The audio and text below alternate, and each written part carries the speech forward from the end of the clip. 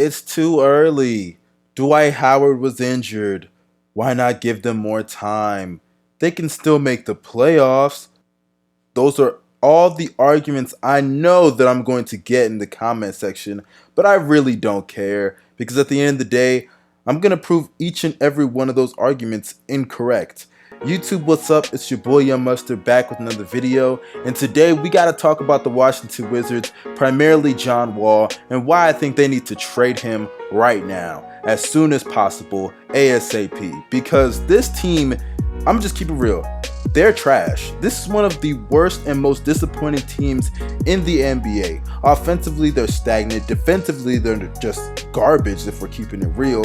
And this team is just so disappointed because so many people came in with expectations that they should be a top 4 to 5 seed in the Eastern Conference. There is really no excuse for how bad this team has been this NBA season. And I understand that they've dealt with their fair share of injuries to impactful players such as Dwight Howard, and certain things have to gel together. And let's be real, Scott Brooks, I'm gonna keep it real with you. He ain't the greatest coach in the world. We all saw that in OKC.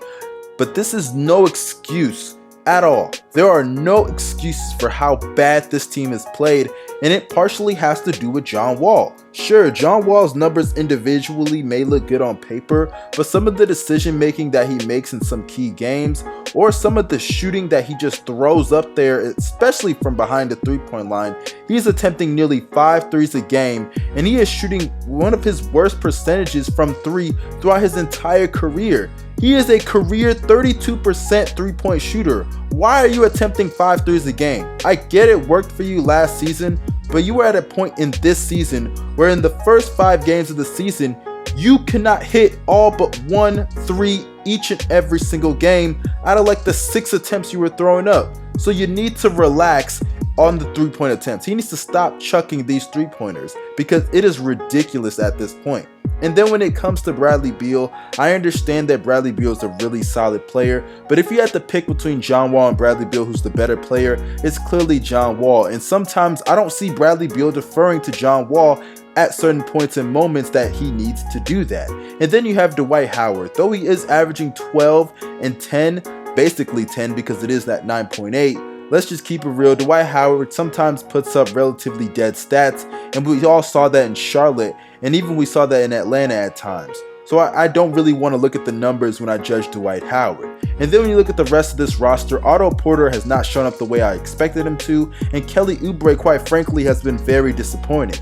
And Austin Rivers has been straight trash. Like, it's just been really disappointing. I see his career ending within the next 3 seasons. That's how bad he's been playing this season, and I'm so dead ass about that.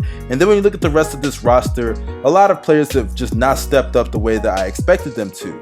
So at the end of the day, what do the Wizards do from here? Do they just keep grinding it out and hope that they make the playoffs? Because what's funny is that John Wall's contract, yes, that super max, has not even kicked in yet, and he has already failed to live up to the expectations that people have put on him. When you have players in the Eastern Conference that consistently get better year after year, it's like every year so many players pass him up. You have Giannis, who at a point in time was not considered better than John Wall, as John Wall was considered the second best player in the Eastern Conference. You have Joel Embiid, Ben Simmons, Victor Oladipo, Kyrie Irving, and how could I forget the best player in the Eastern Conference right now, in my opinion, in Kawhi Leonard. And that doesn't even include Jimmy Butler, who was just traded to the Philadelphia 76ers. So I want to look at all these players that I have mentioned. All of them are better than John Wall right now as we speak. Kemba for this season, of course. And that is a shame, because when you look at what John Wall was going into last season, when the Wizards had took the Celtics 7 games in the playoffs, and then everybody thought the Wizards had next. The Wizards could contend with the Cavaliers and LeBron, and possibly even knock off the Cavaliers one day if they just kept building this roster the right way. But no, this roster last year took a step back. Sure, John Wall did suffer some injuries, so that's why a lot of people gave them a pass. But this season, like I said, there is no excuse. And even if they get it together, what are they going to do? Because there are literally 5 teams, in my opinion, that are definitively better than the Washington Wizards. Toronto, Milwaukee, Philly, Indiana, and Boston. And then you have other teams in the mix, such as the Pistons and even the Hornets right now. So when you're going through all of that, you're paying John Wall this supermax contract that he can't live up to. Bradley Beal is there with a big ass contract. You don't forget Otto Porter's big ass contract, and all the other players that have contracts such as Austin Rivers, they're underperforming. So what do you do if you're the GM? You gotta more than likely trade John Wall. Because look, Bradley Beal's in the middle of his contract, and I think that you should keep Bradley Beal because there are more suitors for John Wall, especially a point guard in this era who's the top 5 to 10 point guard. You can definitely get some teams to give you some valuable assets for him, and you could trick a team, let's just call it what it is. And I think the biggest team that you could trick is the Detroit Pistons, because look, I don't know how the trade would necessarily work with the contracts and things like that, but I think the Pistons are definitely a team that could take John Wall. Because let's be real, let's call it what it is. Blake Griffin's window is right now. These are the best years you're going to get out of Blake Griffin from now going forward. And his best years technically are behind him, but you get what I mean here. And I think a pick and roll maestro such as John Wall will definitely work.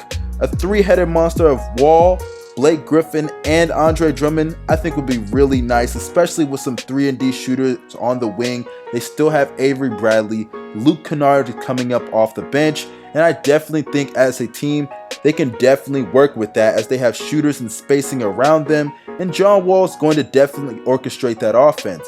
Now what they would give up to get John Wall, that's a topic for another discussion.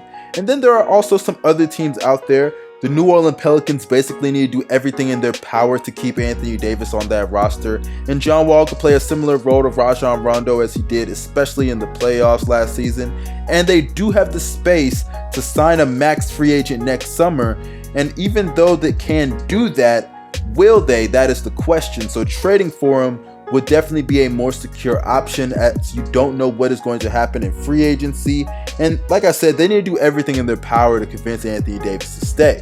And then you also have a team like the San Antonio Spurs. Now I know DeJounte Murray is the point guard of the future for them, but let's be real here.